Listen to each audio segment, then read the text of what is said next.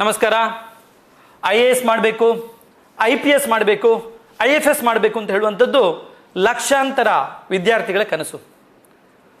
Doctor ಆಗಬೇಕು, ನನಗೆ engineer ಆಗಬೇಕು ಅಂತ ಹೇಳುವಂಥದ್ದು ವಿದ್ಯಾರ್ಥಿಗಳು ಮಾತ್ರ ಅಲ್ಲ, ಪೋಷಕರ ಕೂಡ ಆಸೆ. ಪ್ರತಿಷ್ಠಿತ ಮೆಡಿಕಲ್ ಕಾಲೇಜಲ್ಲಿ, ಇಂಜಿನಿಯರಿಂಗ್ ಕಾಲೇಜ್ಗಳಲ್ಲಿ, ಮ್ಯಾನೇಜ್ಮೆಂಟ್ ಕಾಲೇಜ್ಗಳಲ್ಲಿ ಫ್ರೀ ಸೀಟ್ ತಗೊಳ್ಬೇಕು ಅಂತ ಹೇಳುವಂಥದ್ದು ಎಲ್ಲರ ಒಂದು ಆಸೆ. ಇನ್ಸ್ಪೆಕ್ಟರ್ ಆಗಬೇಕು, PDO ಆಗಬೇಕು ಅಂತ ಹೇಳಿದರೆ ಕೋಚಿಂಗ್ ತಗೊಳ್ಬೇಕು.